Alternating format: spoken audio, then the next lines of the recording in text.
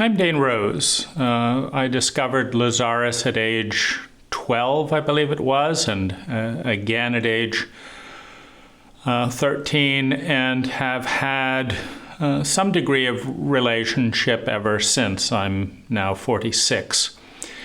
And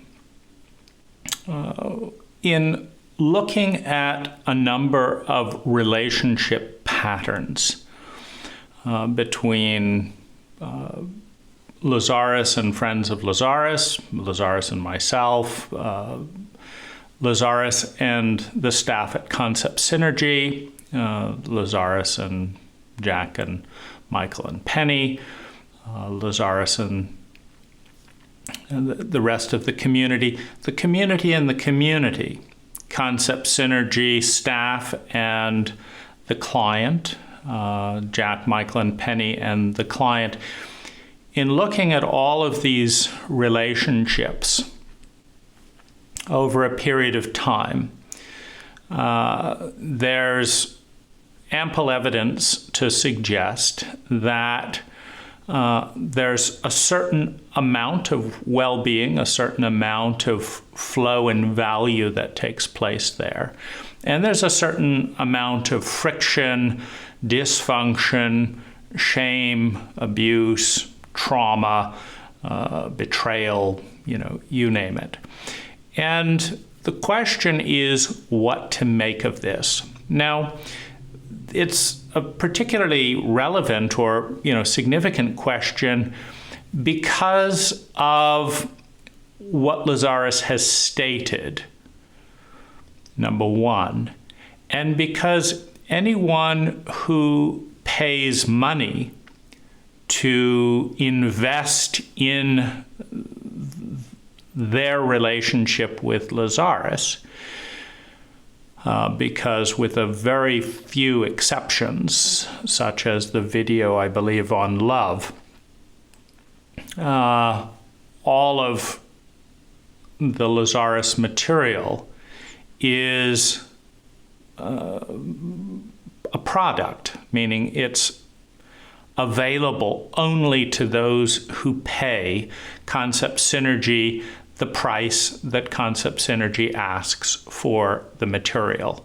In that sense, it is a professional relationship. No one else goes around saying, hey, would you like to be my friend? All you have to do is pay me a certain monthly fee, and you too can join my many intimate friends. So there's a professional relationship.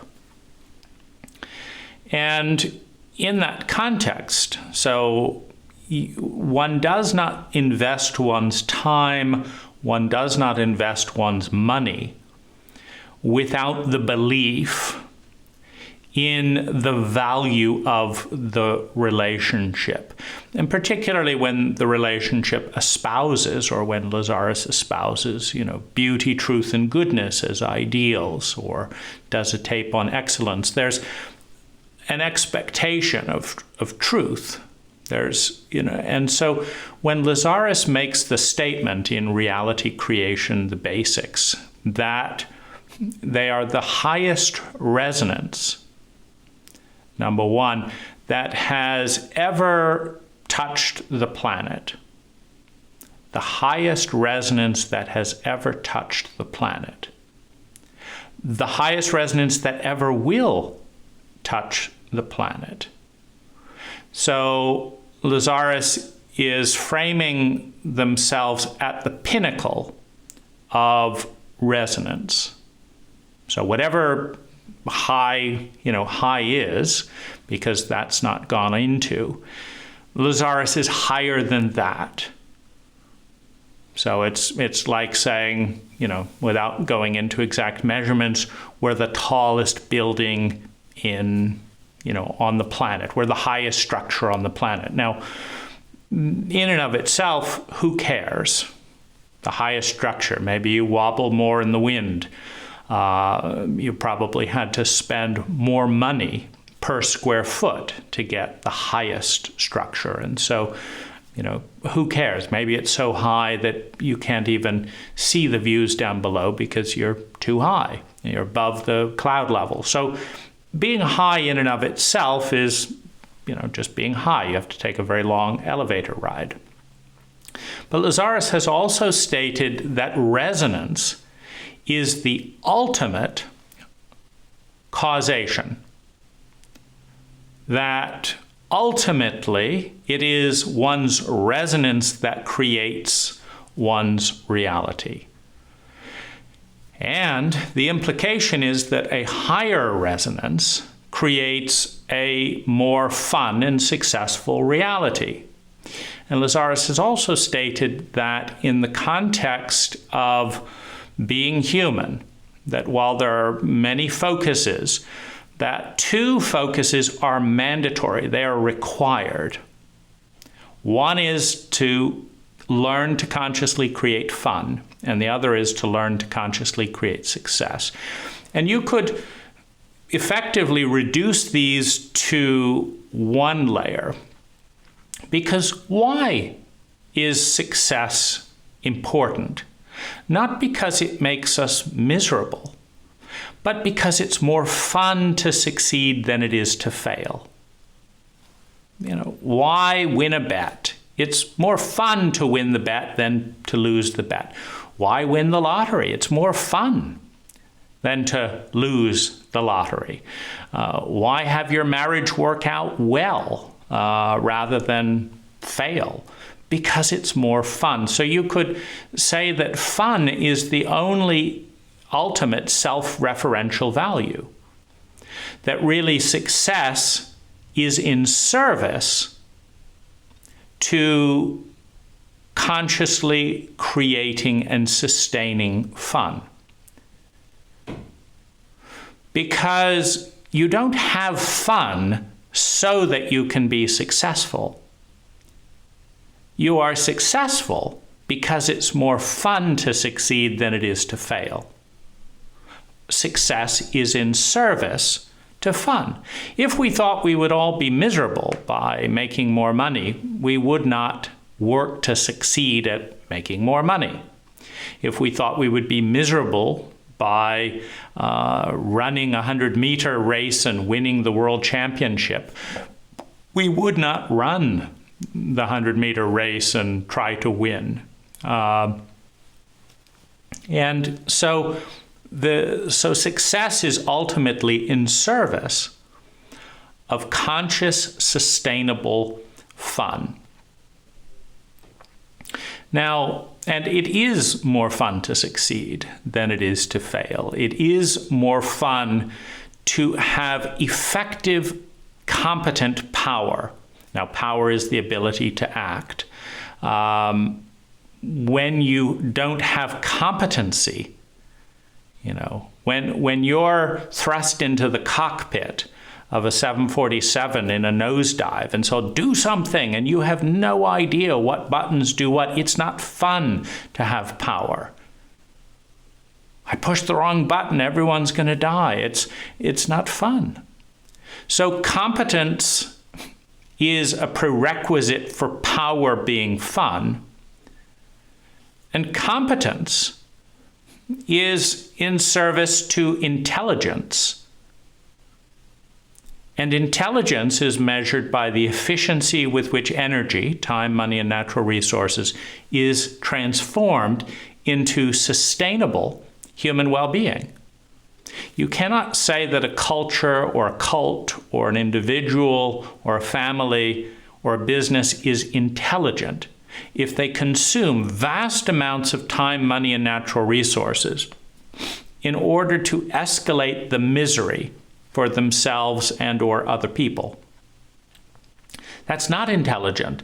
It's not intelligent because whether in Lazaris's language of conscious, sustainable fun, to consciously learn to have conscious fun, and I would argue that the other side of that, to learn to consciously create success, is because it's fun.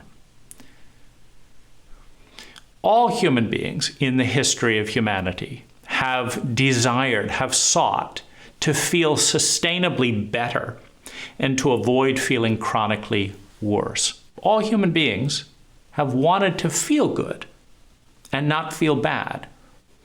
And they don't just want to feel good and then crash. Cocaine will do that.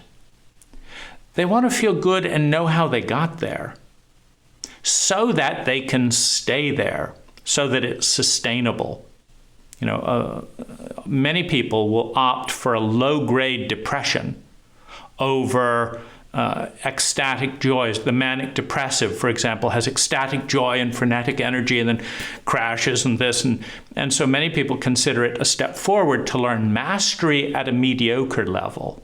I've stabilized. I've gotten on my pills and I'm no longer crashing. I'm no longer ascending, but I'd rather have some place that is sustainable than be up in the ecstasy and down in the despair, up in the ecstasy and have no control over it. Just I'm up and down.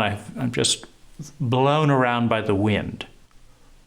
And so there's a movement from the volatility without any consciousness, without any agency, towards gaining some sense of agency and control at some level, and then moving upwards towards sustainable well-being. That's what's driving every single human action throughout history. The desire to feel better sustainably and avoid feeling chronically worse. Now, even self-perpetuated misery is part of that pattern of behavior, because an identity, that means that I relate to it, that's me, identity is simply a pattern of energy, a pattern of thinking, feeling, speaking, doing, and being that I recognize as me. Now, all of our identities, every single human being's identity, could be upgraded in intelligence, because intelligence is an endless continuum. Intelligence is measured by the efficiency with which time, money, and natural resources is transformed into sustainable human well-being.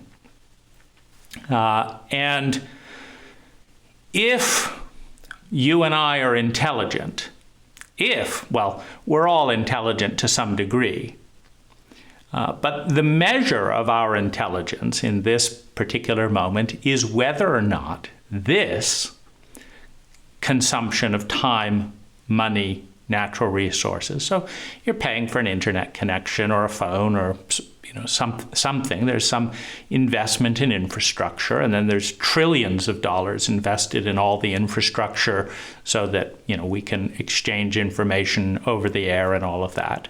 So there's an investment of money. There's you and my time. Here we are doing this instead of any other thing in our lives. Is that intelligent? And the answer is yes, and the answer is no. Because there are other things that are more fun than this. And yet, the backdrop of that is also, is it sustainable fun? Because to learn to consciously create success is more fun than having no idea how and why it happened or whether it'll disappear tomorrow, because we have no relationship with how we got here. And so it can be more fun to open the hood of a car and understand the mechanics and this and that and the other, so that you understand what's going on.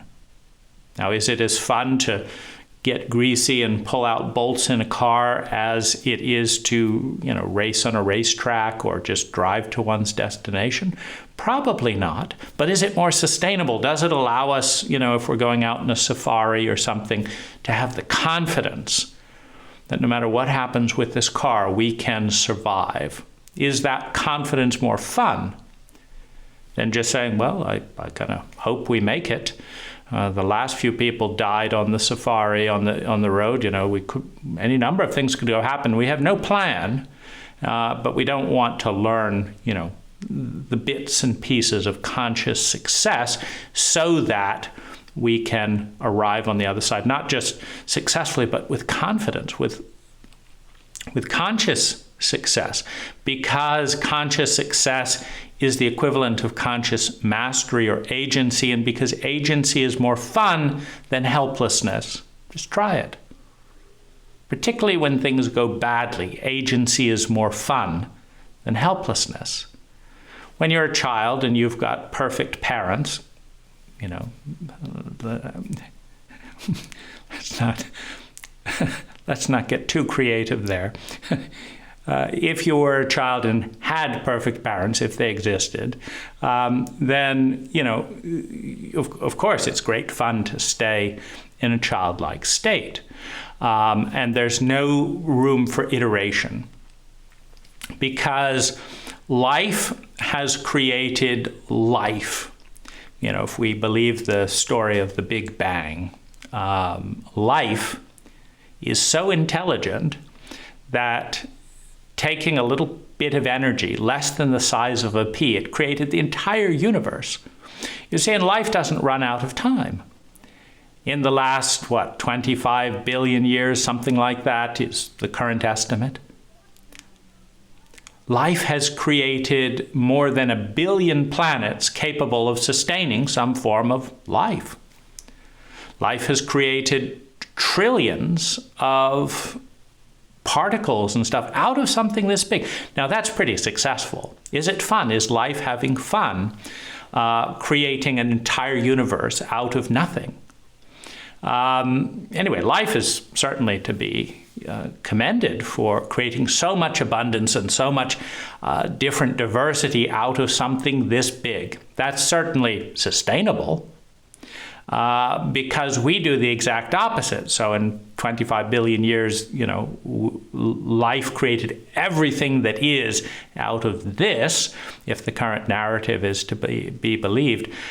Meanwhile, we take, you know, whole forests and cut them down and stuff to make, you know, a tiny village and create this and that. You know, we take vast amounts of food and stuff. The average citizen of the United States will generate 100 tons of energy in a pattern that is classified as garbage, but might more accurately be classified as lots of energy that we had the skill to take out of its natural ecology, but did not have the skill to reintroduce intelligently back into the ecology.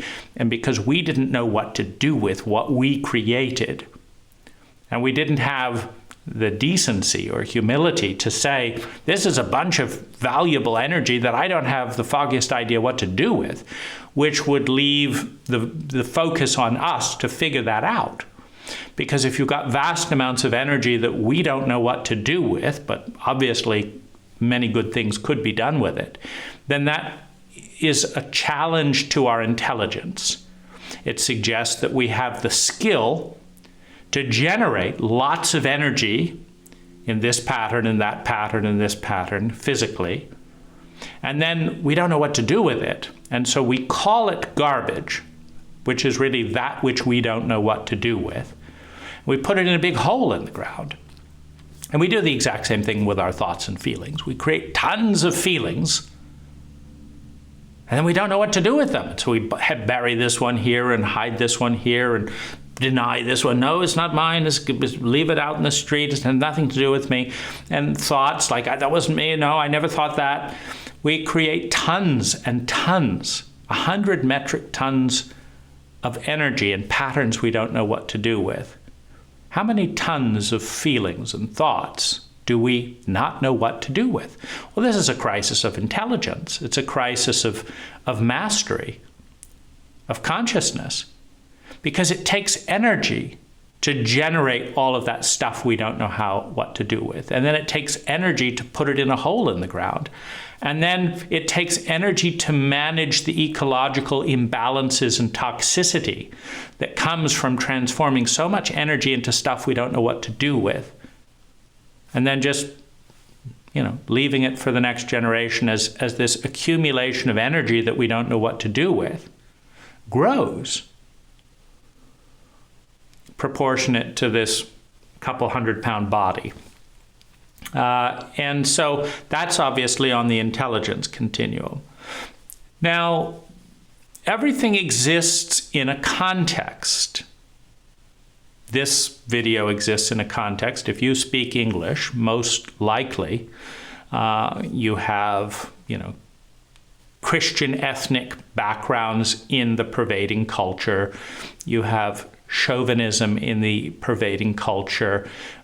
You have capitalism in the pervading culture. You have all of these isms, racism in the pervading culture, ageism, materialism in the pervading cult, as dogmas, not as necessarily intelligent analyses, because we don't measure human well-being. It's rather funny in the information age if you think about it. It's completely free for a government to ask all of its people, how are they doing? Mentally, emotionally, financially, physically, spiritually, sexually? How are you doing?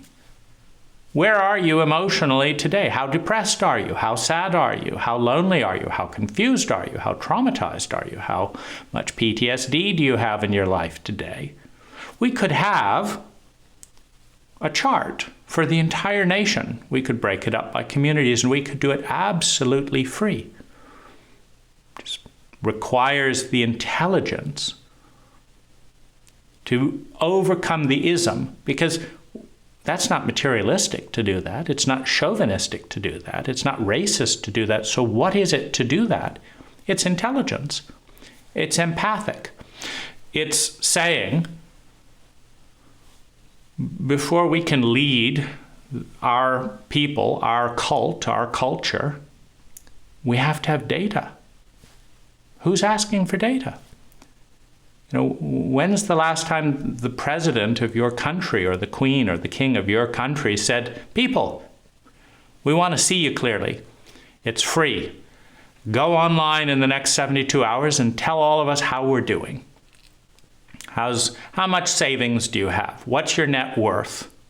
What's your happiness level? How depressed are you? Are you in marital conflict right now? Are you having an affair right now? How's your children doing? How suicidal are you? We could have 10, 20, 30 questions, and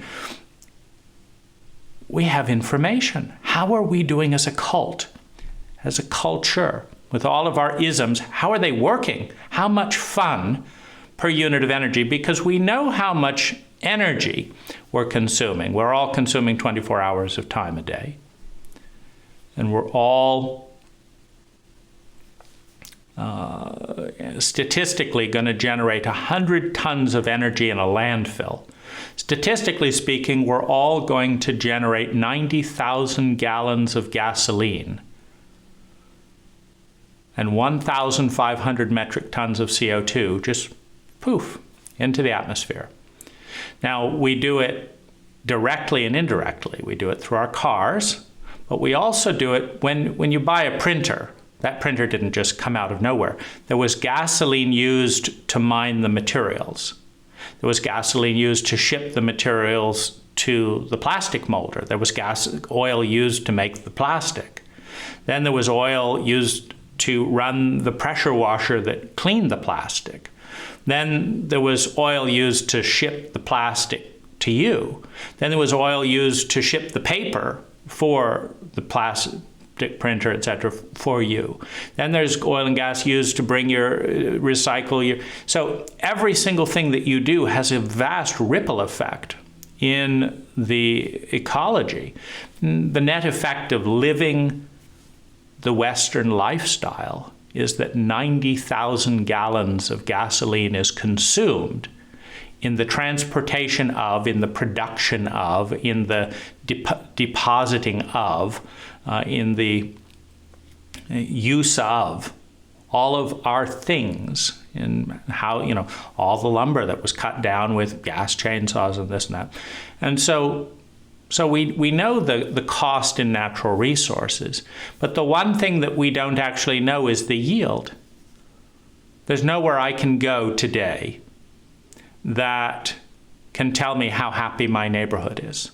That's not intelligent. Well, it is. It's just relatively low on the intelligence continuum, considering that it would be free to gather that information. Meaning, the whole point of spending all that frenetic energy is to yield a higher level of sustainable human well-being. And given that that's all of our objectives, and given that Lazaris has stated that they are above gods and deities, that they create universes with parts of their energy and spend a little bit of their, quote, spare time or spare energy focused, in channeling through Jach Pursel. And given that Lazaris has said they will only come this one time, scarcity, and will only come through Jach Pursel, scarcity, and they're the only one that's at that high level, scarcity. So you have 3 levels of scarcity.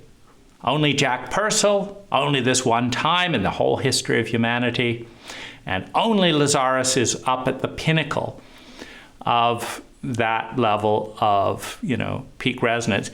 And anyone who buys a workshop or a crystal from Concept Synergy is investing in that belief, because if you think Lazaris is lying, you don't spend money and time and energy buying Lazaris tapes, going to Lazaris seminars, attending Lazaris streamings, going to a forum to other people who were duped.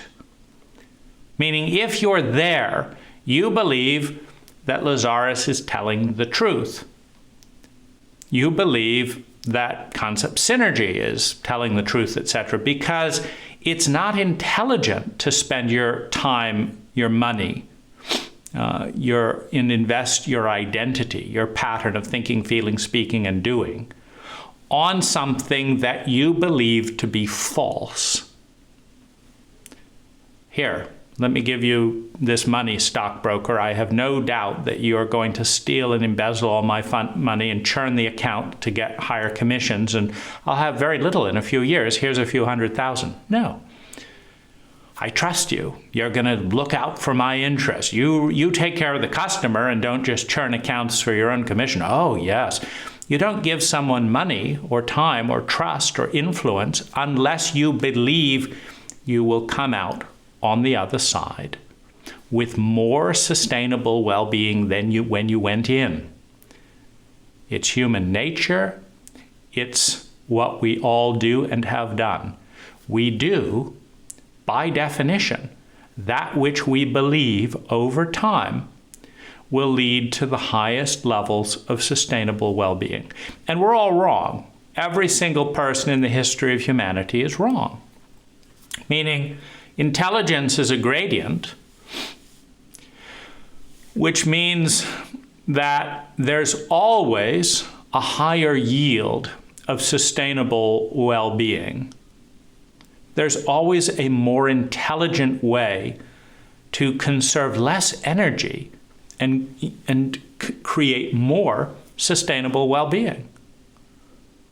Whatever it is, you say, okay, the new Tesla Model S, it's gotten 412 miles. It's the best one out there. It is, for now. But there will be new battery compositions.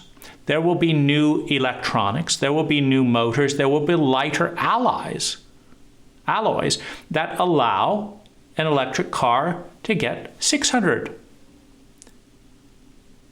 miles per charge, 700 miles per charge, until it's not worth spending the R&D to get it. I mean, because there's enough charging ports that you don't really need to charge a car 4,000 miles and buy the most expensive battery and do this and put solar panels, because you just plug it in. It's good enough. We're not at that point in electric cars where it's good enough for everyone, and so we're still lowering the cost and developing the battery, etc. But there's never an end. There's never an end. There's always a runner who can run the race 1 inch faster, 1 millimeter faster than the last person. There's an endless curve towards yield on energy.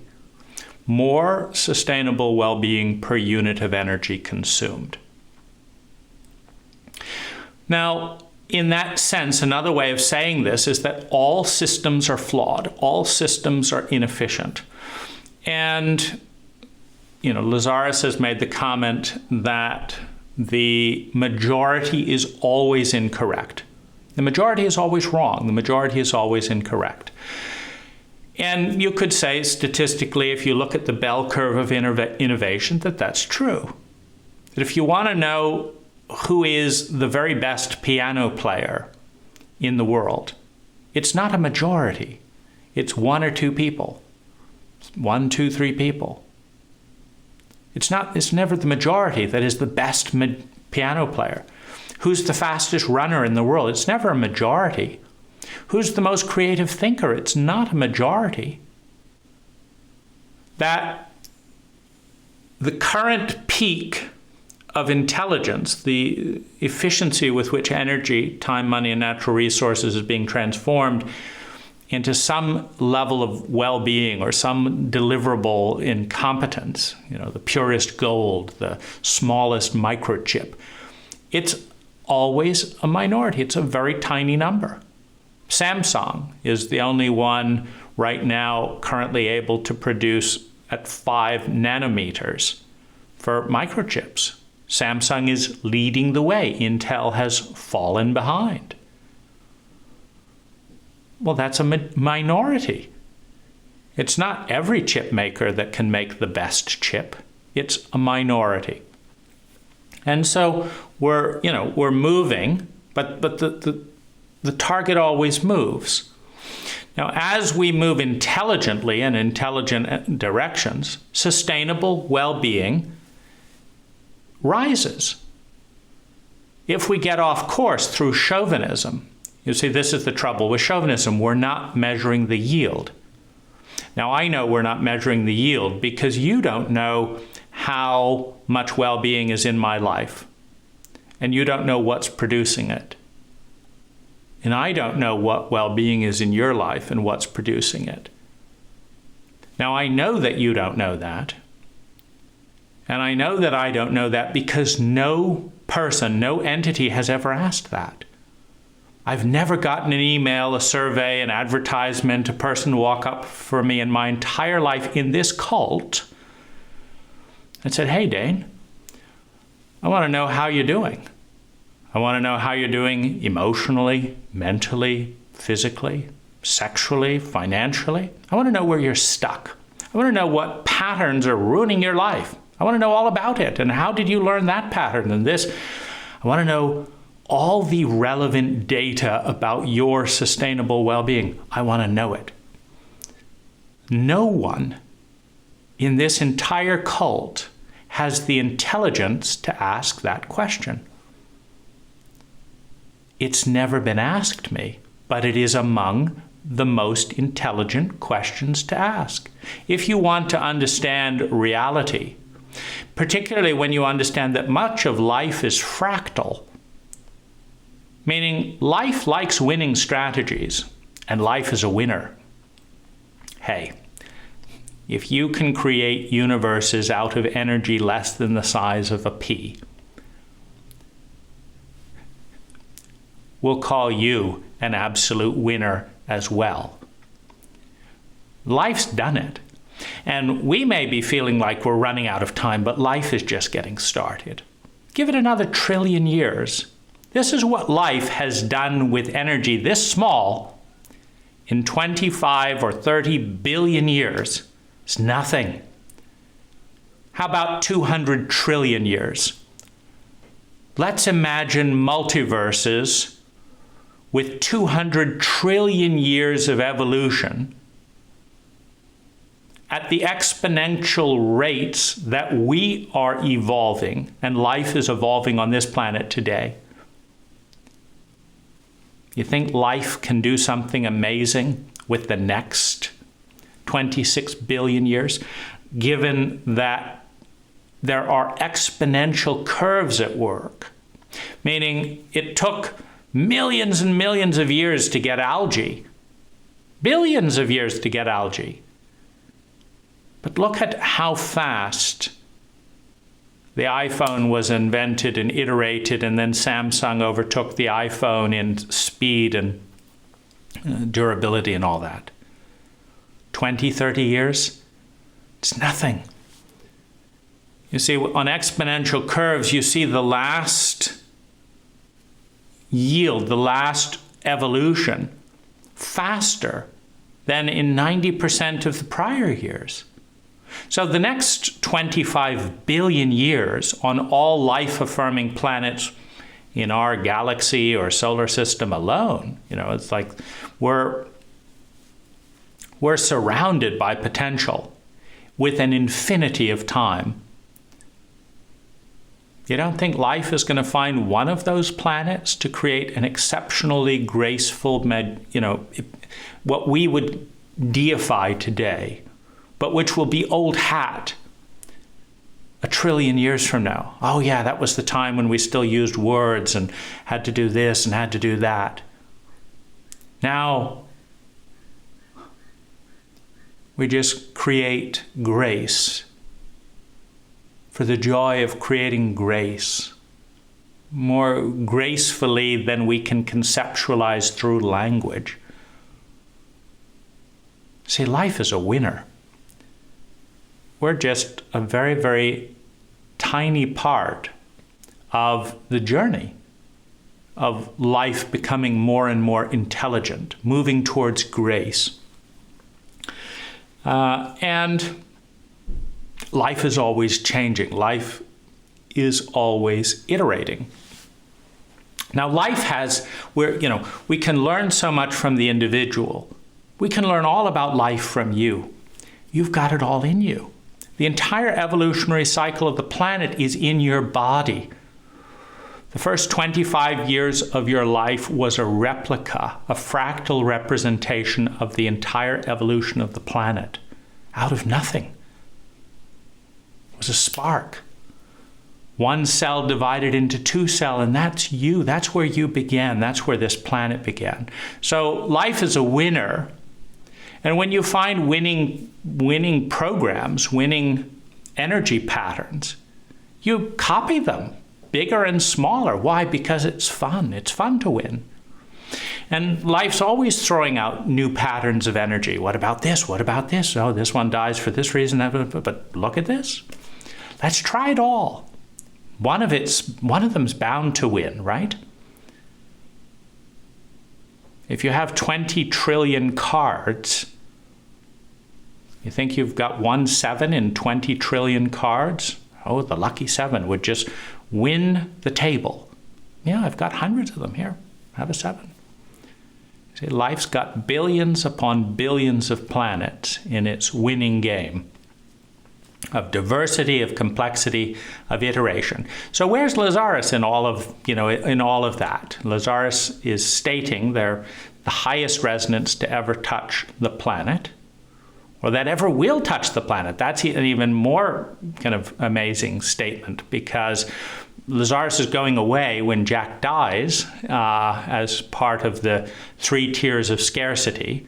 We're the highest, only Jach, only one time, in only one place and only one gender. So you've got it all, compressed into this one figure, Jach Pursel, for 80 years of his life, or whatever it is. When that goes away, does life stop growing and iterating and becoming more and more amazing just because Lazaris is, we're done channeling through human beings? And it's an interesting thing because Lazaris doesn't have any time. And so Lazaris could channel endlessly to human beings if they so chose. One has to, and Lazaris also states that you not only create your reality, you create the consequences of your reality. So you not only create whether or not you get coronavirus, but if you get coronaviruses, you could create a reality where because you got coronavirus, you got healthier. and you got richer. You know, anyone who gets coronavirus, who does this and this and this, gets healthier and richer. And we'd all, you know, be desperately trying to get it so that we could, you know, not only create the coronavirus, but the outcome of the coronavirus. And so, you know, we're in this range of intelligence. You know, we're on a continuum. We know that the minority is more intelligent than the majority. So in any given field, in any given area, there's probably someone more intelligent than me, more intelligent than you. Probably. You may be in part of the vanguard of that very small field of whatever it is. You know, microprocessors, are you leading the charge in 3 nanometer microprocessors ahead of Samsung, or are they ahead? How about long distance running? How about growing sustainable crops? Are you, you know, the number one person on the planet in that? So in any given area, there's probably somebody else that's better than we are. And if we're unique and iterative, there's probably some area we're better than the majority in terms of competency.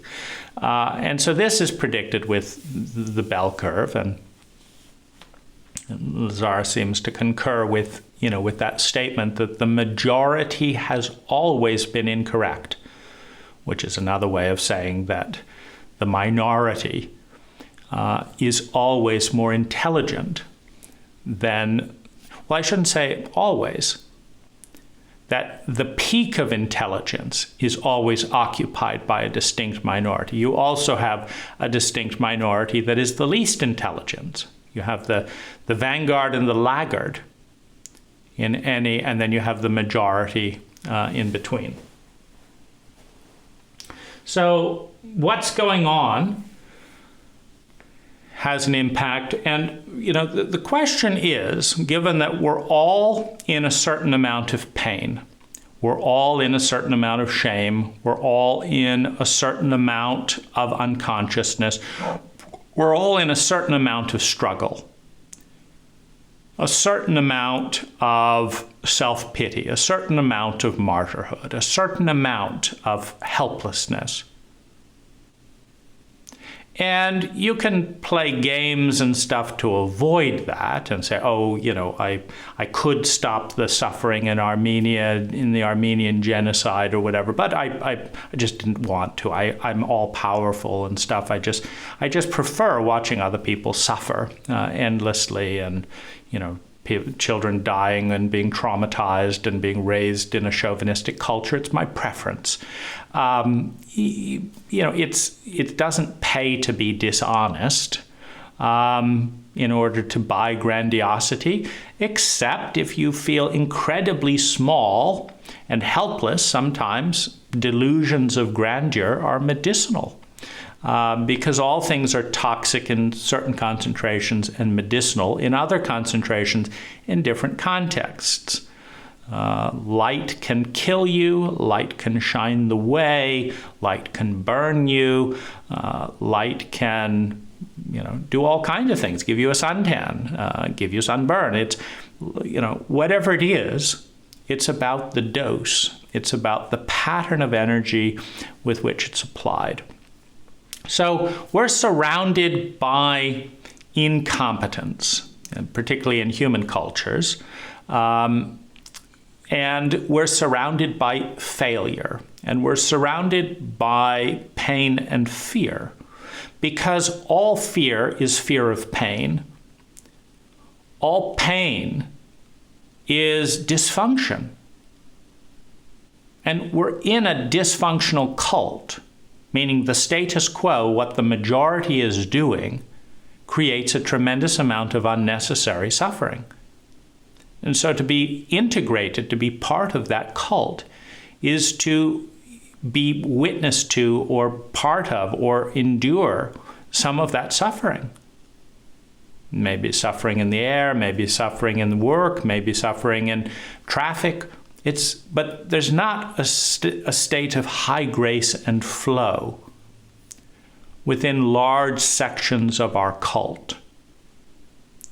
And there's a reason that culture has the root word cult, because cultures exist to self-perpetuate their own dogmas, their own status quo. Mom and flag and apple pie. It means nothing except that it's continuous. It's like, why do we obsess about the right to carry a gun or this or that or the other? It's because it's who we are. Why is it who we are? Well, because that's who we were before. I was born into this cult, and this is what they did. This is what they valued. This is what getting ahead looks like in this cult. So if everyone should get ahead. Why? Don't I have ahead? No, you have to get ahead. You have to move forward. Why?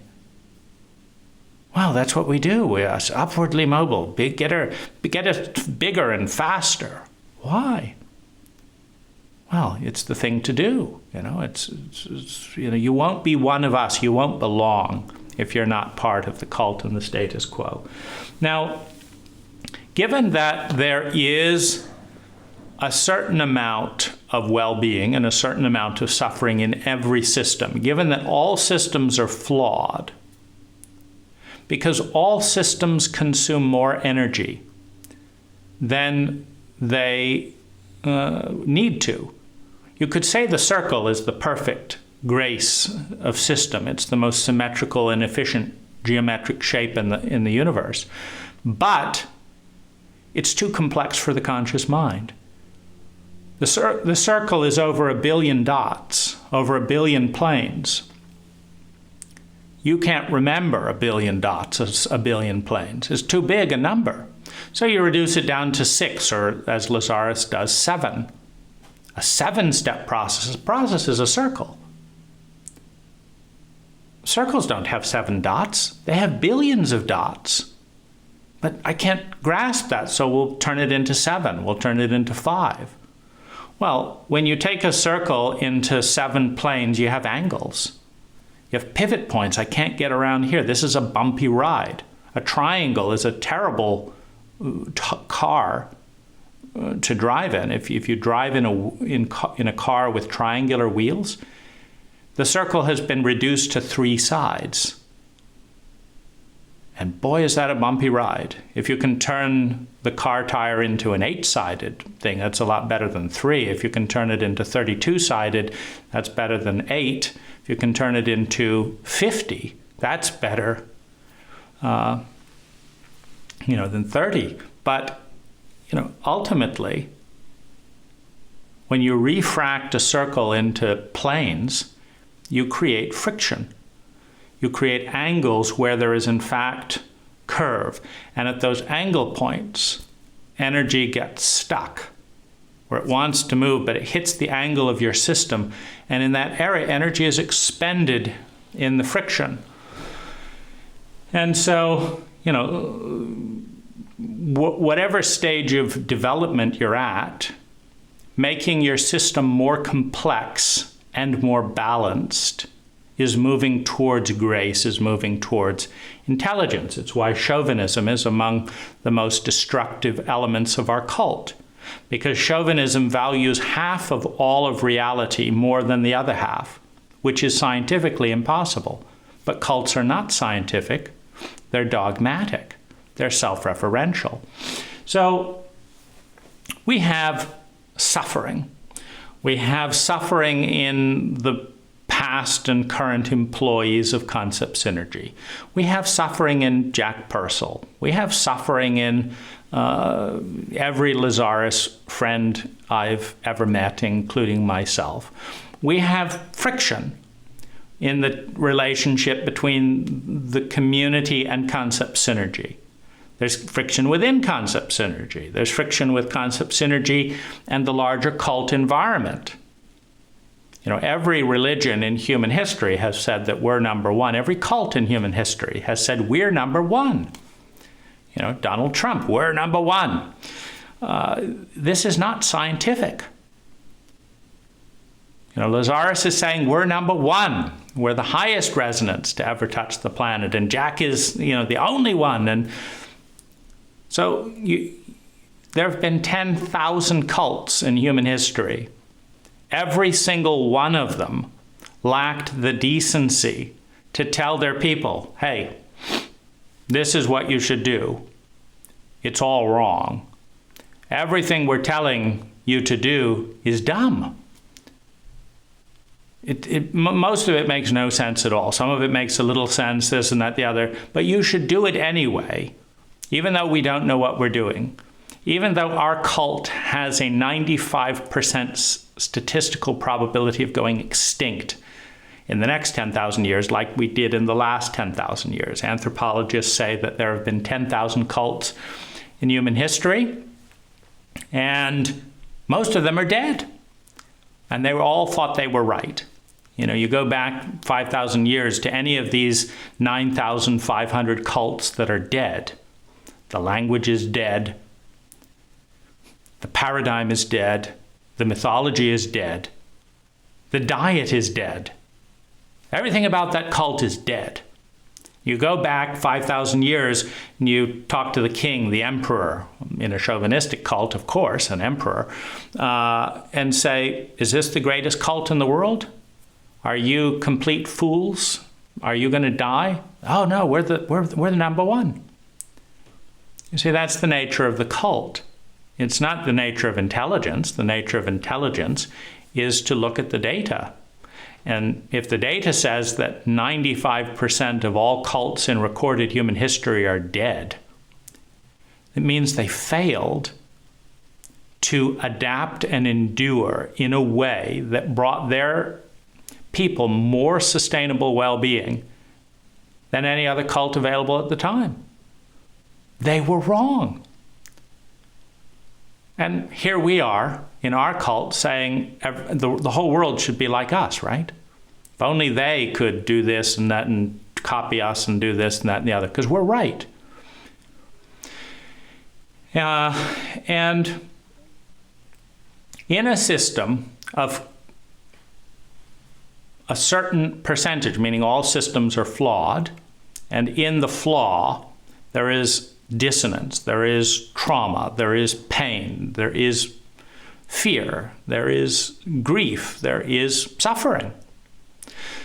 The question is, what do you do with that information? And in an individualistic cult, which the United States tends to be the epitome of masculine individuality, it's all about the particle. Because the individual is the particle in the field, in the group. The group is the field. The individual is the particle. And the masculine face of humanity is the individual. The feminine face is the group, is the circle, is all people. When you focus on the individual, you look at things like choice and why did you do this and why did you not do this? It's like, why did you choose to learn English and not learn Japanese? Well, I was born into an English-speaking home. But you're responsible for that, You chose your parents. So you have the focus on the individual. I don't remember choosing my parents. Do you remember choosing your parents? Well, it's said in this book that you chose your parents. Well, it certainly wasn't the me that I know, because I don't remember anything before being born. Well, there was a you. Now, did you see me before I was born? No, but it says so in this book, on this tape. There was a you, and it was there because my belief is in this tape. It's not that I've experienced you before birth, but here it is, and this is the spiritual thing to do, whatever it is. Now, when that failure, when that pain, when that death, when that dis-ease hits the system, and every system is going to have some of that, because every system is innately imperfect, because every system is innately inefficient. The question is, what do you do with the suffering when you tell yourself that the system is right, that the cult is correct, that your parents know best, that the Pope knows best, that the president should be honored, that the emperor should be bowed to. What do you do with the suffering that enters the system? And the cheap move is to blame the people. You say, well, capitalism works great, but you're so dumb.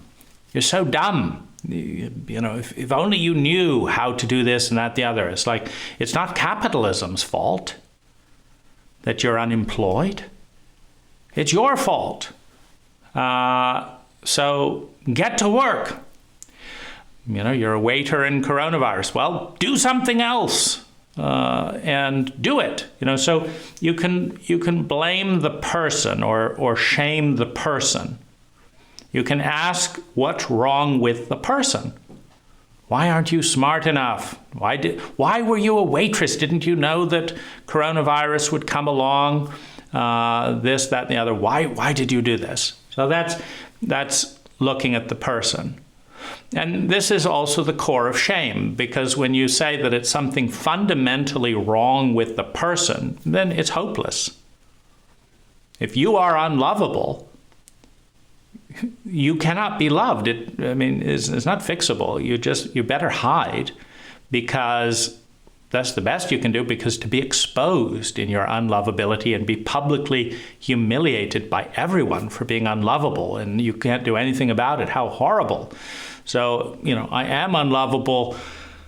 It's all my fault. It'll never change. I'll hide who I am because I don't want anyone to know. So there you get shame, you get scapegoating, you get abuse, you get secrecy, you get concentration, toxic concentration of blame and focus onto one person. And anything is medicinal at some level of pattern, and all energy can be medicinal for certain purposes, even a nuclear bomb. If you could send a nuclear missile and intercept an asteroid before it blew up a city, well, it's highly medicinal, at least to that city. If you blow up a nuclear bomb in your cereal, it's very toxic. And so it's all about context. So you can look at the person. Now, in this site, one of the things that I've taken a microscope to are pain and suffering in my life as it relates and may relate to concept synergy, the Lazaris material, the community. Pain in other community members' life as it relates to Lazaris, community, etc. Pain in the company called Concept Synergy. Pain in Michael, Jack, and Penny. Pain in the relationship with Lazaris. So in an imperfect system, there is pain. All systems are imperfect, and so the intelligence of the system can be measured by the degree of unnecessary suffering and the yields in sustainable well-being.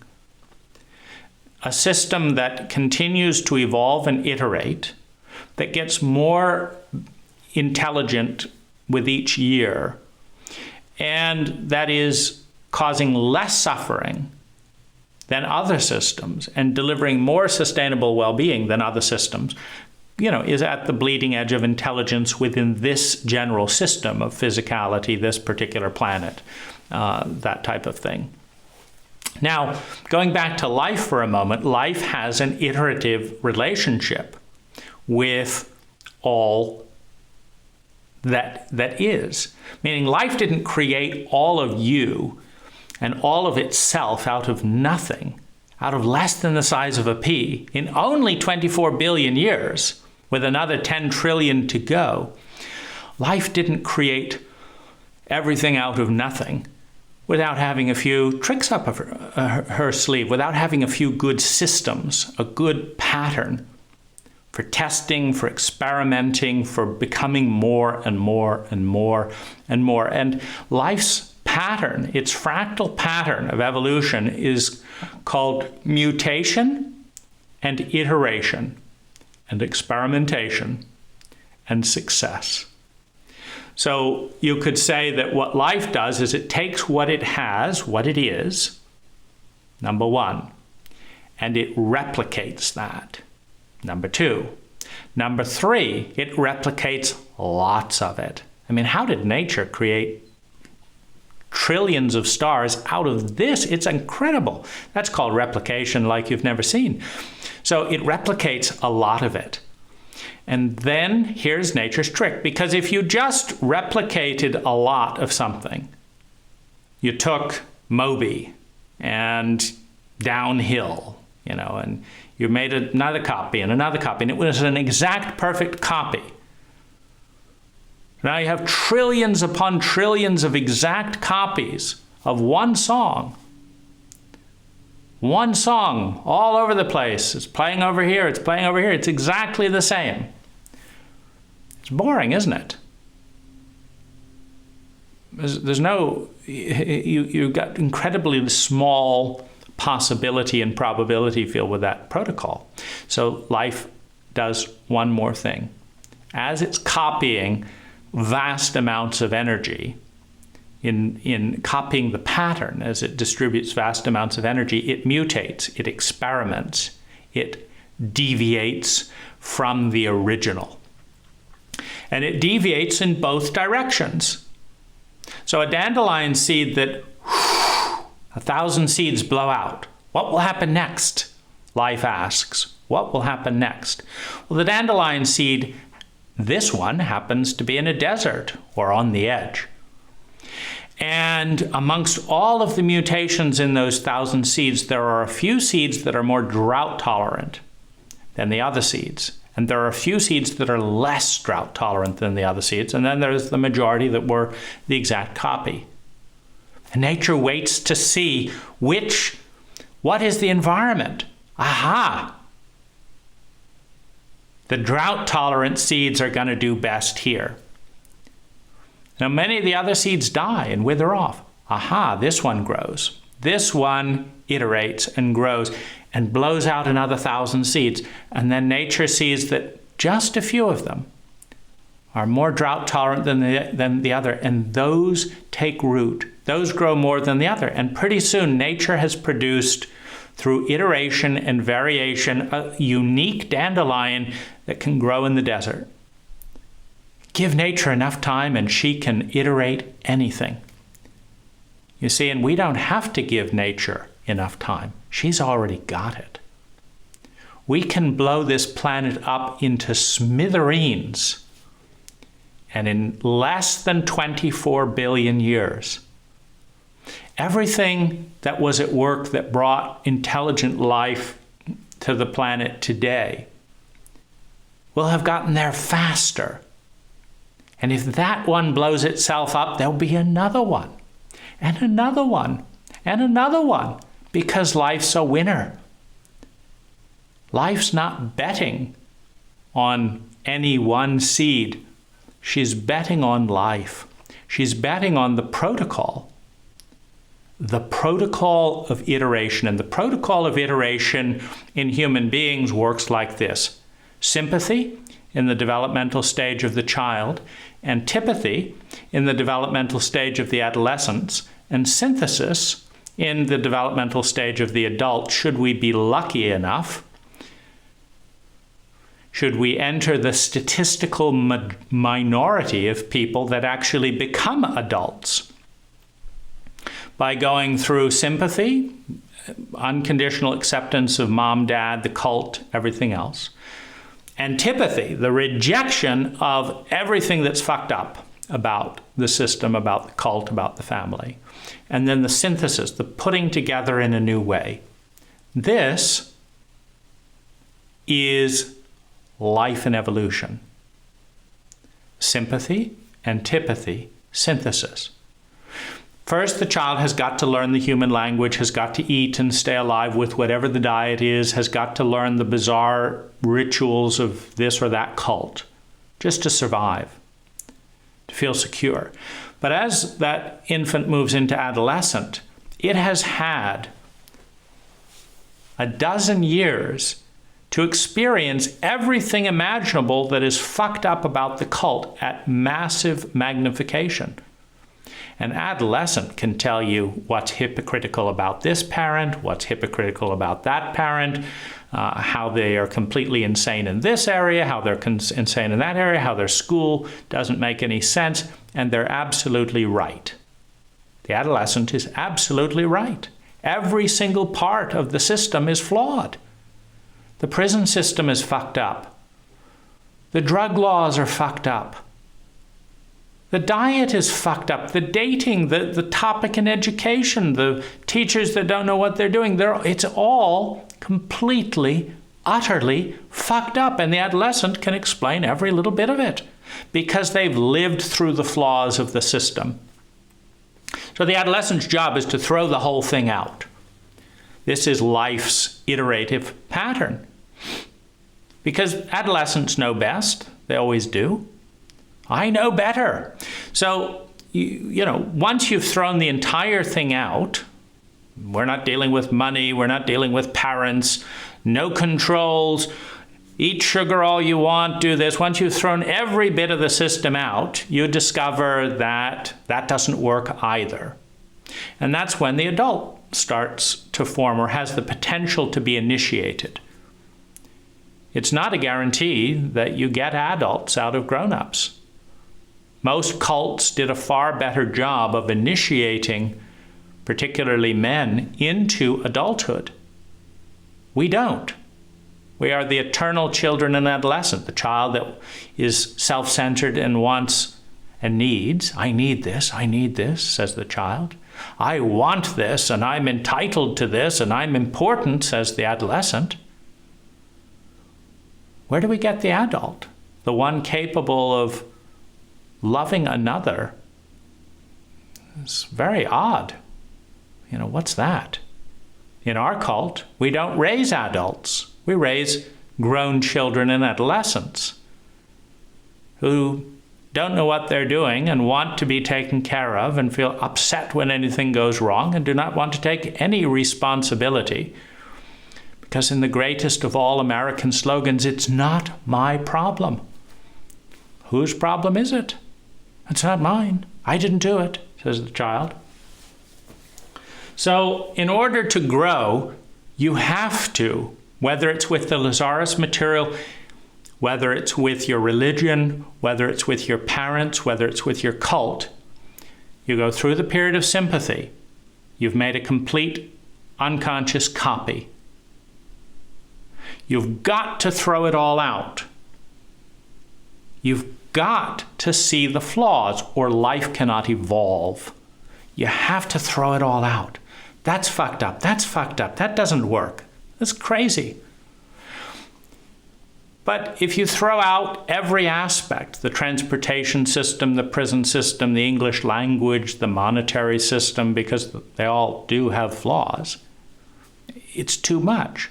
So the adult's job is to throw out the worst and learn from the adolescent's rebellion and antithesis, to take the best and learn from what worked for the child, etc., to bring those two together in a unique pattern and to iterate and try new things that have never been done.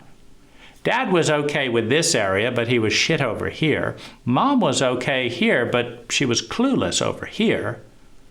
If I take the best of Dad and avoid the worst of Dad, take the best of Mom and avoid the worst of Mom, combine them in a unique way, then iterate and experiment and try something of my own, now life has moved through me in the fractal pattern out of which the entire universe has come out of this. And so it's important to understand the taboo in the family, in the cult, the threat, the blackmail, the domination. Thou shalt not question the Lord. Thou shalt not question the parent. Thou shalt not question the government. You will do what you're told because we said so. This is the autocratic domination system that is the initial child-parent relationship. because it'll keep most children alive. The adolescent has to grow out of that and has to rebel against the whole thing. Fuck concept synergy. This is not right. That's not right. You know, Lazaris, what do you mean you're everything you're saying is me? What do you mean you see this? And what do you mean you have endless amounts of time, but you're only channeling through Jach Pursel? What a bunch of bullshit. What do you mean you're the pinnacle of all that is? What do you mean we create our own reality, but we're not going to create anyone better than you? How self-serving, Lazaris? Go fuck yourself. The adolescent needs to throw everything out. And one of the interesting psychological dynamics for someone like myself meeting Lazaris at age 12 is, of course, that this is not addressed in an imperfect system called concept synergy. Concept synergy doesn't say, by the way, how old are you? No, we'll just mail you stuff, right? They didn't ask how old I was when I ordered my first tapes, Conquering Fear, The Elegance of Abundance.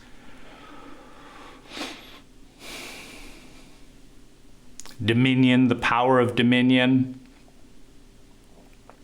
Guilt and Anxiety, or whatever it was. Anyway, my first, or self-respect.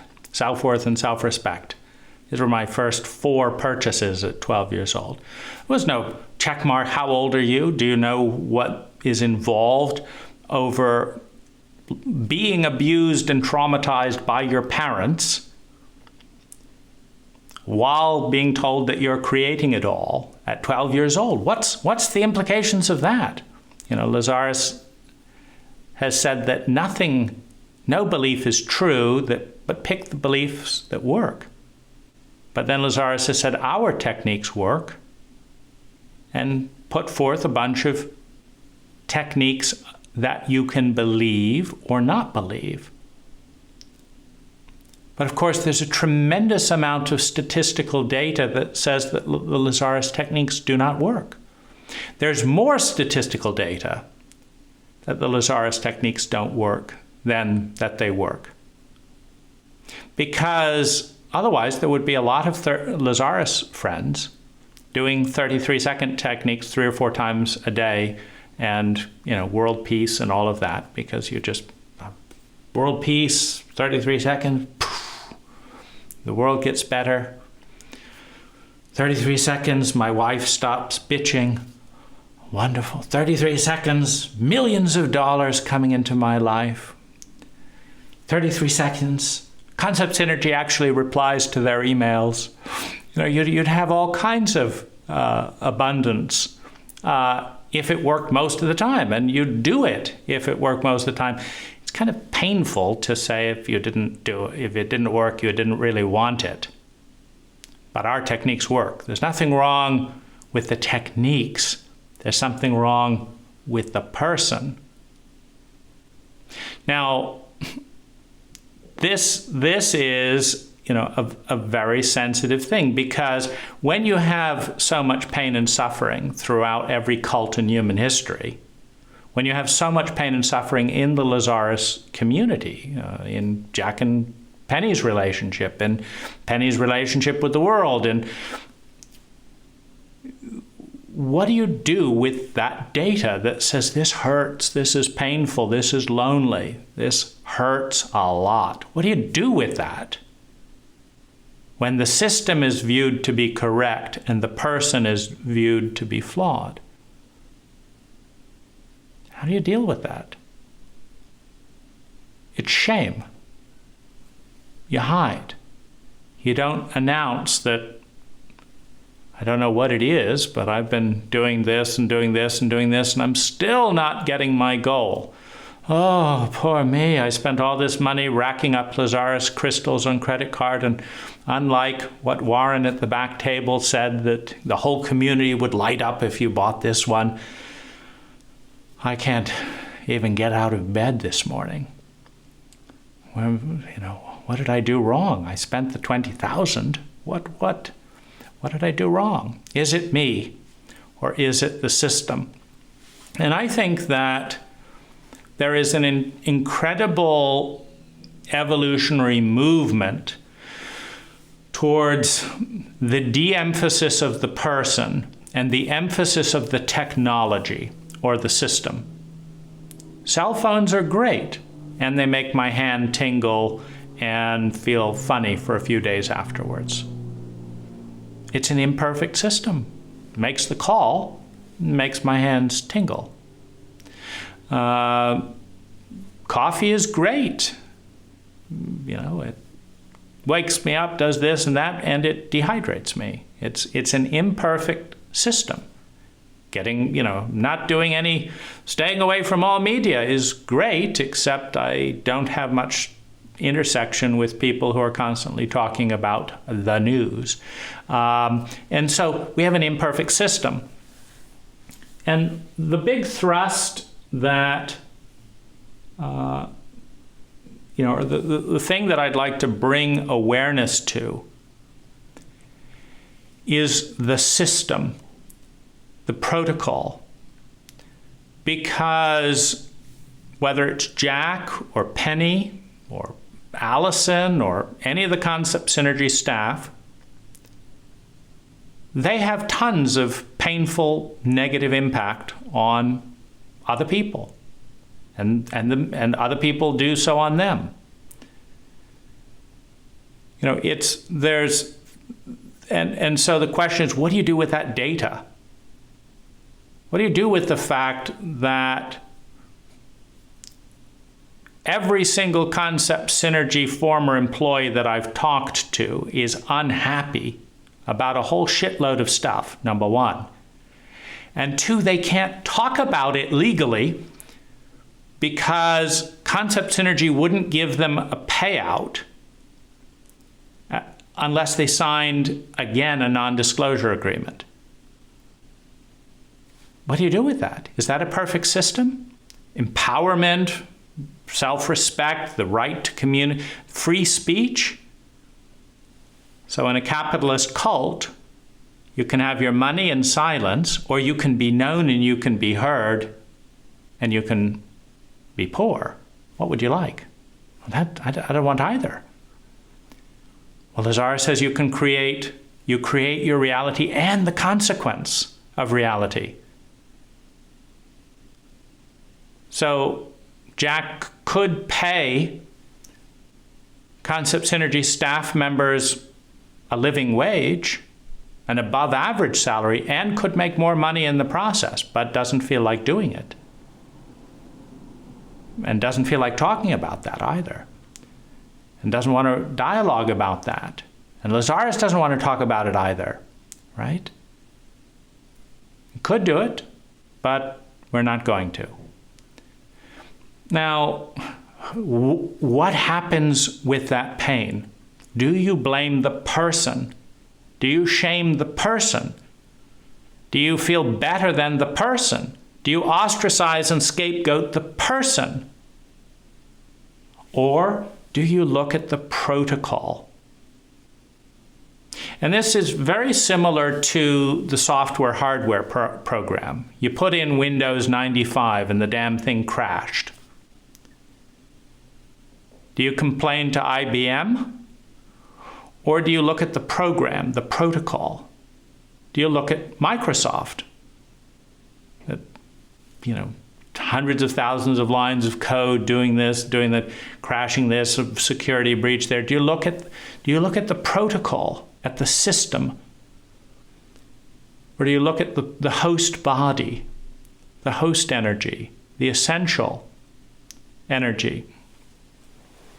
And I'd like to suggest that it is intelligent to pay at least as much, if not a lot more attention to the protocol than to the person. I would submit that if you were raised as a chauvinistic, capitalist, racist in this cult, that if you were traumatized, as most of us are and were, and suddenly a channeled being starts coming through you, as Lazaris chose to do with Jach, that if you're a male coming out of the 40s, that Jach has done average or better than average? I mean, how do we know? Because we don't have many precedents. But certainly Jach could have done a lot worse than he's done with that data and with that programming and that cult influence in these contexts to navigate with this new phenomena. And what about Penny? What do you do when you're married to this guy and he falls asleep and you're interested in meditation and this being says they're the highest being that's ever come, and we want to talk and do this. What do you do when you're Penny? There's no manual for that. Here's what to do when channeled entities appear in your life in an American cult in the 1900s. There's no manual for this. That's part of the broken system of the cult. We're a cult that does not have a framework. We don't teach people in adolescence, prepare to meet the unseen, class 101. That would be a more intelligent system than we have, but we don't have it. So you're going to have, when you have a faulty education system, you're going to have lots of mistakes. And when you have mistakes, you have pain, you have suffering. And one of the big things, one of the big delineators, it's a very important distinction. The system leads to a certain amount of statistical mistakes. For example, if the protocol at a hospital is to give people arsenic, then you've got 100% fatality. If that's your protocol, hello, welcome, sign into the hospital here, have a quick drink of our latest medicine, and then lean over here where you're going to be closer to the incinerator because most of the people who take our new medicine are dead in a matter of minutes. Here, have some arsenic. That's a protocol. It has nothing to do with your essence. It has nothing to do with your love, your friendliness, whatever. Here, let me help you. Here, have this arsenic. How does it taste? Oh, you're dead. What a pity. It's about the protocol.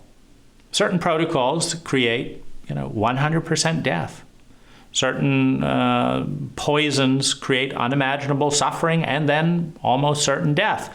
And at high doses, certain death. So the protocol has a tremendous amount of impact. You could say almost as much, if not more, as the person.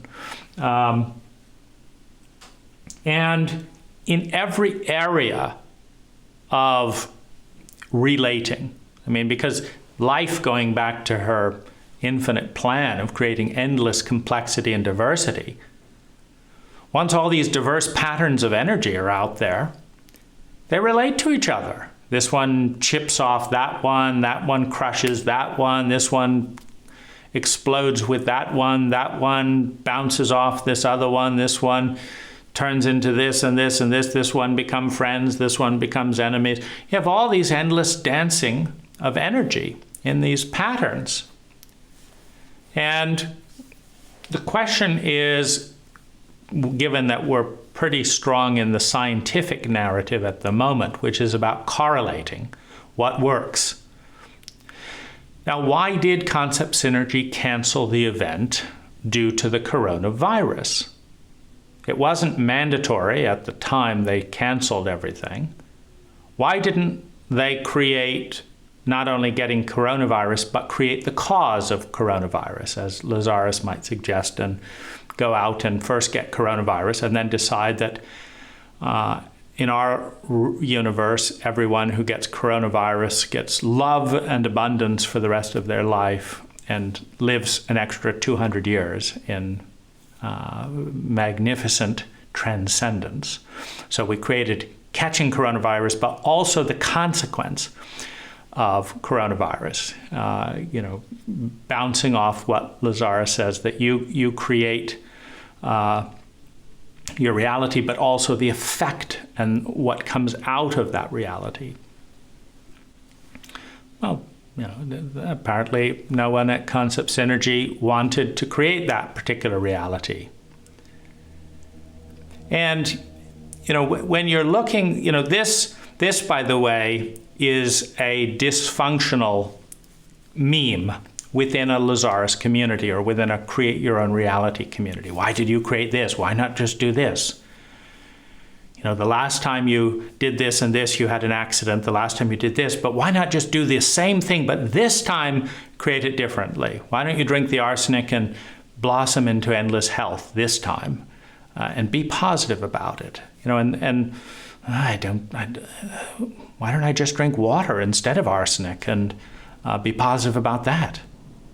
I guess you could, but it's not as spiritual as, laying on the bed of nails and still blissing out, and he did this and this, and so you have these things. But I wanted to look at some of the protocols that are in play, because statistically speaking, and this is why you and I are not going to get off this video and drink arsenic, because it works to look at a statistical sample that says, 100% of the people who drink this liquid die.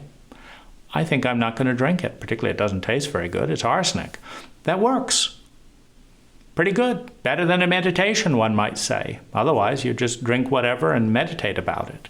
And we don't drink arsenic. And we meditate in our spare time. So in communication, you have you have two bifurcations. One is monologue, and the other is dialogue.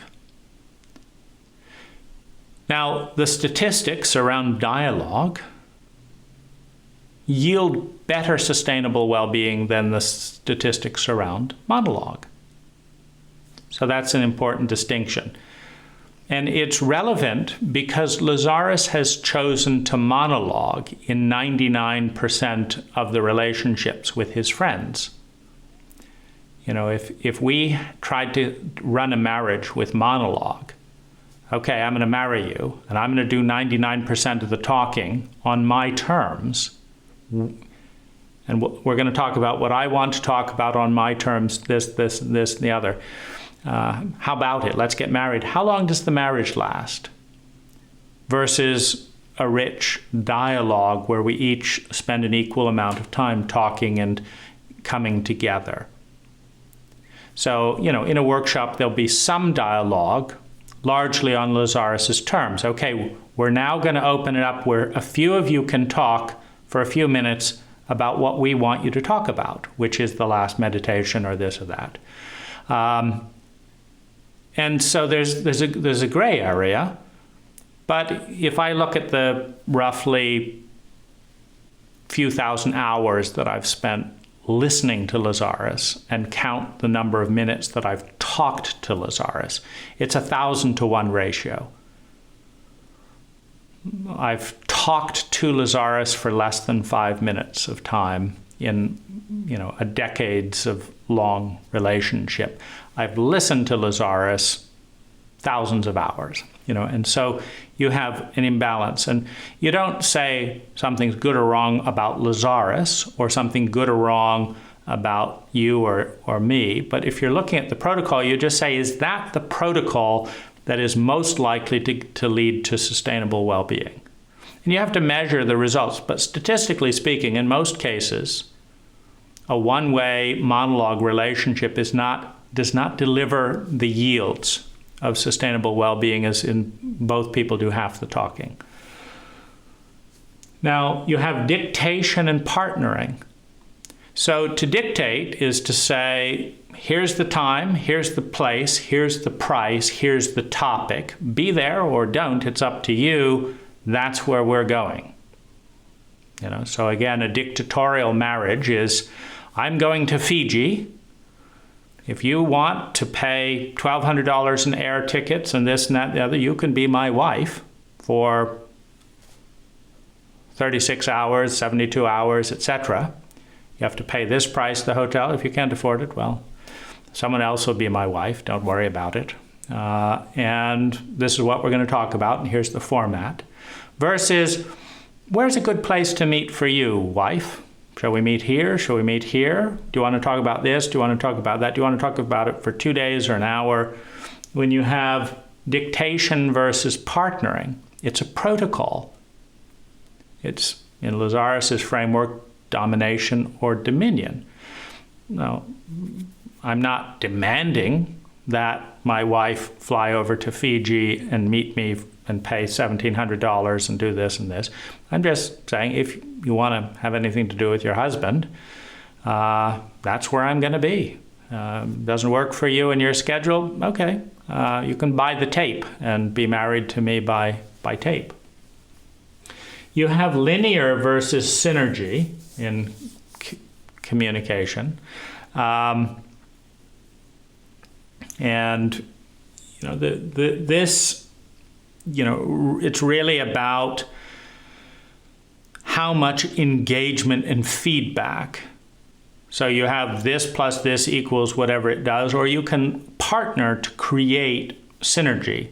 What if 10 Lazaris friends got together with this goal? What if Lazaris helped with this and this project, where Lazaris will do this bit, we'll do this bit, we'll try and create this impact, and then we'll report back to the group. And what if while we're doing this, the other part of the group is doing this, and the other part of the group is doing this, and we measure results. We report back and we test and iterate protocols, etc. So you have, this is how it is, or you have synergize. And you also have linear, which is particle. You've got you, and you don't really talk to anyone else. No one sees you, partly because of the monologue, lack of dialogue.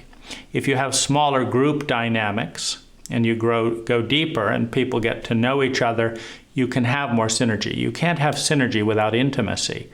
You can't have intimacy with monologue. And so you have communication protocols. Now, not surprisingly, since Lazaris, and then you think of the protocol of Lazaris talking about themselves basically as the pinnacle of everything that will ever be on the planet. We're it. There's nothing going to be better in the next million years. There's nothing better in the last million years. We are it. We're the highest resonance to ever touch the planet in a paradigm where resonance is the ultimate reality creation. So in that dynamic, is concept synergy going to copy Lazaris and their style? Or are they going to say, maybe Lazaris got it wrong? Maybe dialogue is better than monologue. But clearly concept synergy has taken some pages out of Lazaris's book. We're going to do things the way we want to do them, when we want to do them, on our terms. You're going to pay for it at what we want to pay. And that's the end of story. We're not actually going to synergize with our staff, with our employees, with our vendors. We're not going to synergize with the public. Heaven forbid. Staff talk about Penny's contempt for aspects of both the cult and Lazaris friends, etc. Oh, they'd never understand this and that and the other. The contempt. You can't synergize when you have contempt for your clients. In other words, contempt is less effective as a protocol than synergy. In other words, you can blame Penny for being dysfunctional, or you can say, what would you have done if you try and do this and it doesn't work, and you try and do this and it doesn't work, and you try and do this and it doesn't work, and you're born in this cult that's filled with chauvinistic people raised by a chauvinistic cult using chauvinistic protocols? It's perfectly understandable why Penny had contempt for many Americans in the cult, because that would be the same contempt she had for herself as a member of the cult. You can't judge and have contempt for other people without yourself. Penny showed contempt for her body, like many of us, for her culture, like many of us, for herself, and for others. You don't get to say, I have great sacred reverence for myself, when I'm part of a fractal member of a cult that I have contempt for. It's very difficult to do that. And again, in the protocol of our cult, I think we'd have to say that Penny probably handled it about average. Being told that the greatest being in the history of humanity had come to spend time with her, it's a lot of pressure. Now, if we had hundreds to 1,000 such cases where, let's say, 1,000 liberal women, or I guess Penny became a conservative in old age, as often happens, 1,000 liberal younger Pennies and then 1,000 conservative older Pennies, all were visited by deities claiming to be the highest being in the history of humanity, and then saw what effect that had. You know, they've talked about power corrupts and ultimate power corrupts ultimately. You know, that what they're connecting is that when you have an imbalanced relationship where one person has vastly more influence than the other person in a traumatic paradigm, in a paradigm of fear and scarcity, it always becomes an abusive relationship. If one person influences the other dramatically more than the other influences the one, and the reptilian brain is present, which it always is in scarcity, in pain, and in fear, you will have an abusive relationship. So Penny did not escape trauma. Jach did not escape trauma. They did not escape scarcity, shame, abuse, just the terror of being, what do we do? I mean, what are people expecting us? How can we? I mean, it's a tremendously awkward situation for Lazaris to put Michael, Jach, and Penny into by showing up. Now, Lazaris can say that they created that, but let's not pretend that the ultimate creator of universes is less powerful than Jach, Michael, and Penny. So if Jach, Michael, and Penny, it's useful in any way to say they created Lazaris coming into their lives, then it would be far more useful to say that Lazaris created going into Jach, Penny, and Michael's lives, and is responsible not just for going into their lives, but for the impact of going into their lives, positive and negative.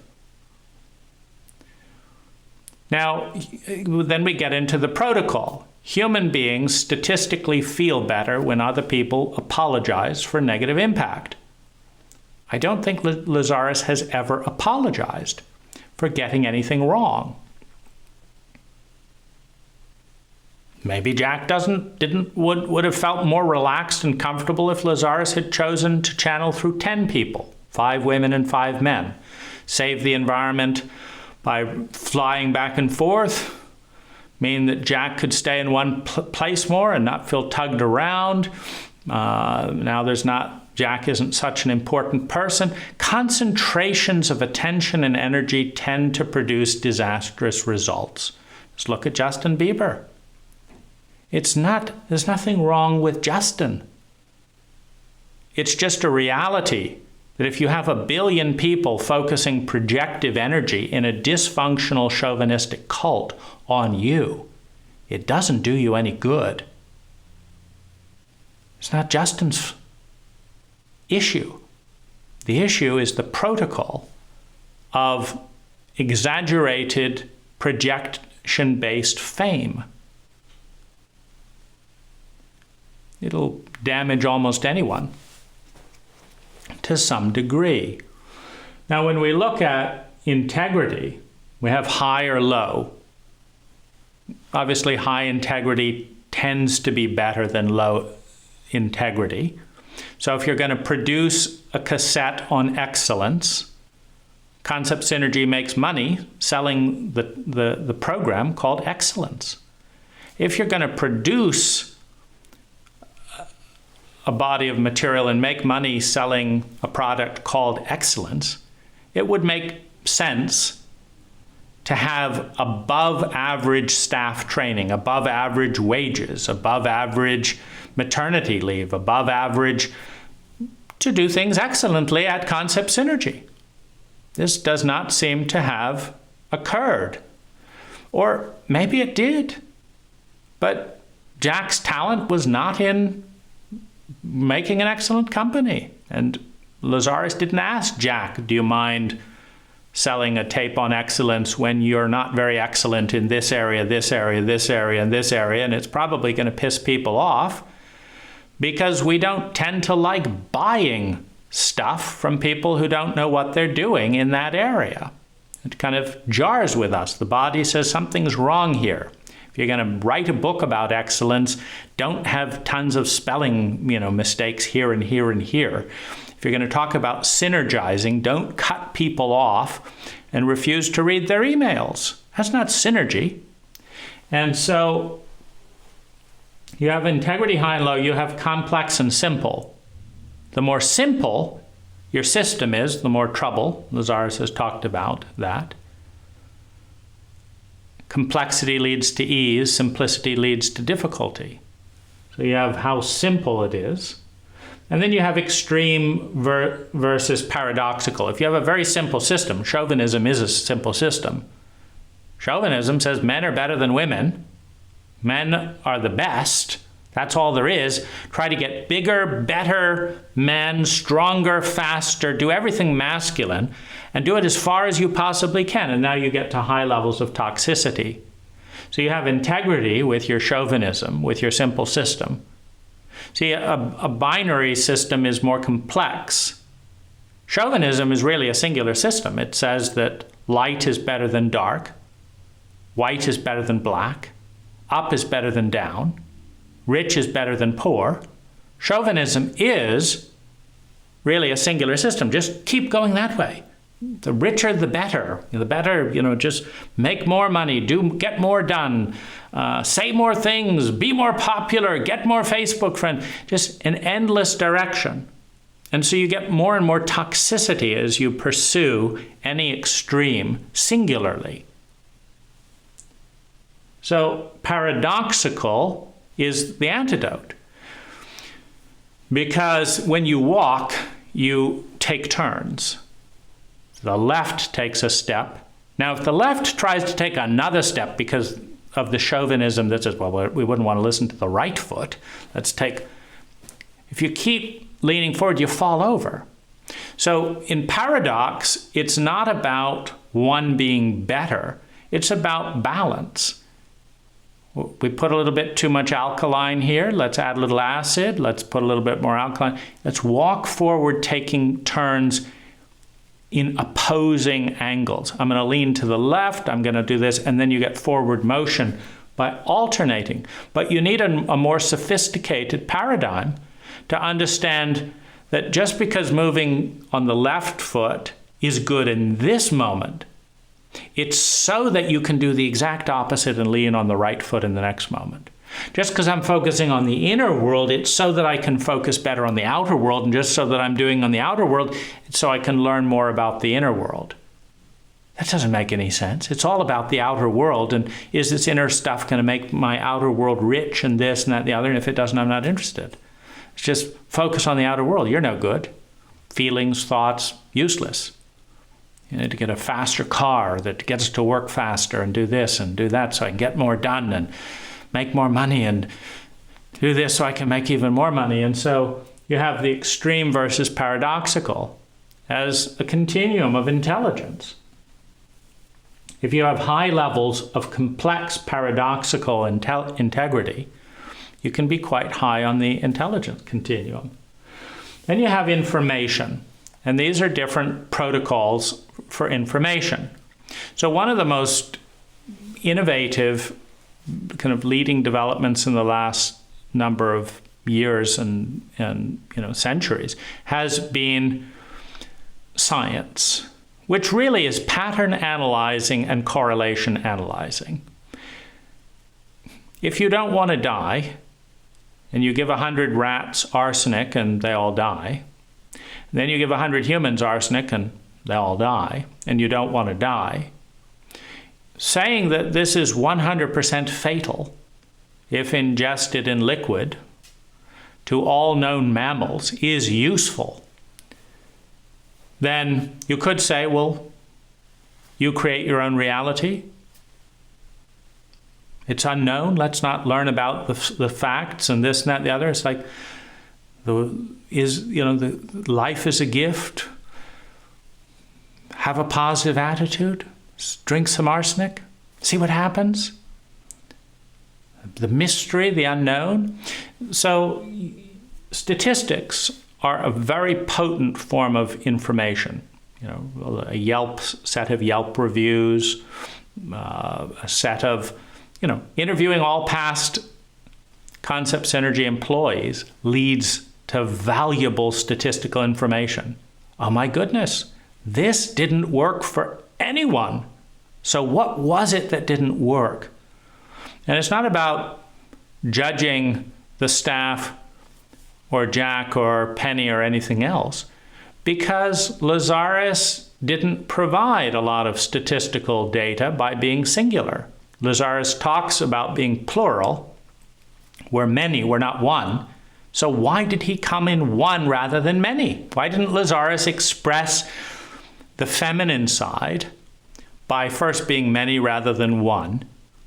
And third, having a lot more material and a lot more intimacy and a lot more dialogue by having 100 people from different parts of the world, some men, some women. And then they could compare notes and they could say, wow, this channel is handling it like this, and their clients are really happy, and this channel is handling it like that, and their clients hate the channel because the channel doesn't know how to do something.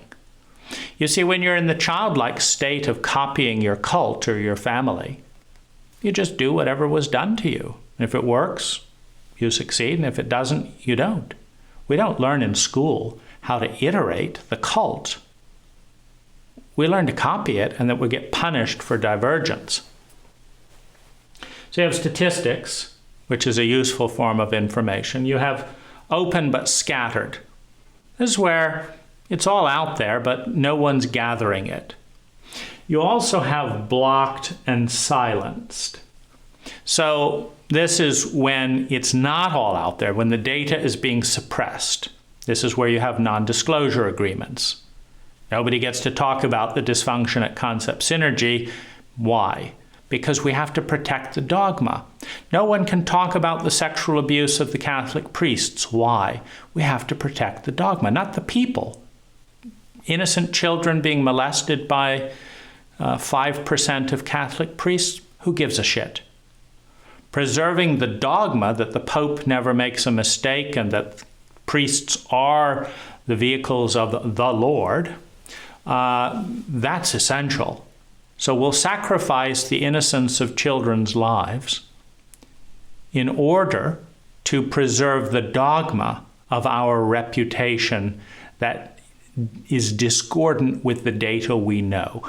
So when you have blocked, silent data that is shut down, this is the most toxic in the information domain of relationship protocols. So the healthiest is free-flowing information gathered statistically, which everyone has access to. Because when you learn that 100% of the people who drink this liquid called arsenic die, you don't drink arsenic. Now, if the drug company producing arsenic is worried that this is going to hurt sales, and so it sues anyone doing that, no, that was a bad study, this and that, silences people, settles out of court, like the family behind the OxyContin drug, which deliberately participated in creating the opioid crisis. When you have blocked and silenced information out of fear, it's always fear because it takes energy to block something. You don't just say, oh, it's fun to stop you from having a free voice. I don't want you, my spiritual family, to have freedom of speech, so let's shut you down. Let's intimidate you and wrap you up in fear. Because it's fun. I just enjoy terrorizing people and dominating them, and so I'm just doing it for my sheer pleasure. No, it's always done out of fear. Fear of pain. Fear of being blamed. I didn't do it right. we don't know what we're doing here, and why would you? You say, Lazaris didn't come with a user's manual. Lazaris came with a dictate. You create it all, you create it all, you create it all. If you're suffering, it's you. Stop doing it. We ask ourselves, why are you doing that? Why are you suffering? That's what Lazaris came with as a manual. Now, if you got a car for the first time and didn't have any manual, it's a potent instrument, you try putting it in gear, it doesn't work, you press this. How many people might you injure before you figured out how to drive a car? You could just say you create it all, but the manual is very helpful. And so Lazaris didn't come with a manual. Lazaris didn't come with a manual to 12-year-olds saying this is what it's going to be like for you to learn that you created your own parents abusing you while you are legally dependent in that home. Lazaris didn't say here's what it's going to be like when your therapist tells you you were abused by Lazaris, because it's shaming to tell a 12-year-old they create their own reality while they're financially dependent on traumatic and traumatizing parents. No manual. So where do you put that pain? Do you blame it, I'm bad? Or do you say there's something fucked up in the system, and how does it get to evolve? Now, how do you get to evolve the system of working with Concept Synergy, or working as a staff member in Concept Synergy, or working with Lazaris, when it is taboo to question the system? That's chauvinism. It's not synergy, it's chauvinism. How do you evolve the system when all communication is silenced and cut off? That's domination and control. It's not excellence and partnering. How do you do that when this topic cannot be broached? What if Lazaris doesn't know what they're doing in this area? What if 65% of the people who do this technique work fail 95% of the time? Are these people bad? Is there something innately unique about these people that they, for some reason, want to suffer indefinitely? Are they flawed? What is the answer to that? Well, if you cannot ask the question, you cannot explore the answer. If you cannot put it into words, you cannot think about it. These things have been silenced from the forum and in community expressions with Concept Synergy systematically to the present day. And the user agreement, that is just pumped out as a set of protocols. Agree to this or you have no access to your eternal friend. That's domination. It's not participation. It's certainly not synergy. Now, this has very little to do with Jach or Allison or whatever in, their essence or anything like that. This is how fear-based, incompetent people deal with fear and shame in an environment that they have little or no preparation and training for. See, Jach has no training on how to respond to this video. Lazaris isn't very good at helping marriages, statistically speaking. I mean, I don't know if Lazaris was a net negative or a net positive in my romantic engagement with, Lazaris' friend of 20 years experience. But it certainly wasn't as good as John Gottman or, scientists that look at statistics of communication protocol. This, by the way, is not ideal. This is an adaptation, meaning when you're stonewalled and cut off and silenced in various ways within, the framework of dialogue, then a public video or something like this is an adaptive attempt at rectifying the silence and control. It's by no means optimal. But you cannot have an optimal relationship with someone that doesn't know how to do that or doesn't want to do that. And, of course, one could say, well, why are you creating that, Jach? And why are you creating that, Dane? Or you could look at the chauvinism, the scarcity dynamic, the trauma dynamic, and how that activates the reptilian brain. The fact that most of us are child and adolescent a good deal of the time, including myself, and that antipathy is still frightening, that most of us haven't even gone from children into full adolescence, haven't gone through the adolescence of our relationship with Lazaris. The adolescence that involves throwing it all out. Fuck this, Lazaris. I'm not taking you're the best there is. You won't even show up to be friends on equal terms. You want me to pay to be friends with you on tape. Give me a fucking break. Anyone want to be my intimate friend? $59.95. You don't get to say anything, but I love you. Pay up next month. It's complete horseshit. You see, if you don't have the chance to go through that, then you can't get to the point where you can say, well, that's what's available. Is it better than nothing? Is it better than this option or this option? That it's all imperfect. Every system is imperfect. Every belief is flawed. So do you want to believe Lazaris' flawed beliefs, or your cult's flawed beliefs, or your church's flawed beliefs, or your own flawed beliefs? They all work some of the time to a certain extent. So this is, if we look at this issue as protocols, nothing against Penny, nothing against Jach, nothing against current or former staff, no blame, no shame in terms of I'm fundamentally flawed. But learning from Lazaris' style, meaning children learn from what their parents do, not what they say. Lazaris monologues 99% of the time. Lazaris dictates when, where, how, and at what price. You can put out a tape on Dominion, but what are you going to listen to more? And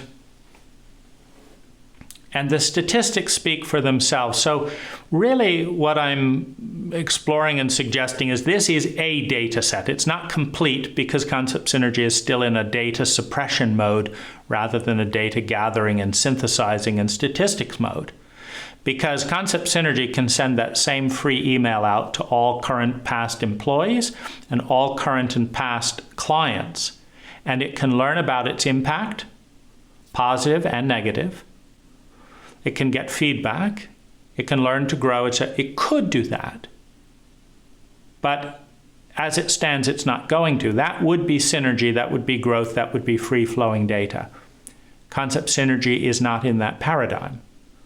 It's in the paradigm of the United States, which talks about being number one, but doesn't actually do any of the things. The United States could pay people to go to college like they do in Denmark, and could pay people for maternity leave and be number one in minimizing childhood trauma. But that would actually involve work. The United States, as a chauvinistic country, doesn't want to help mothers raise children better. Why do that? Let's just say we're number one and leave it at that and attack and drop bombs on anyone who disagrees with us. You're with us or you're against us. The axis of evil and all of this. Let's do that instead.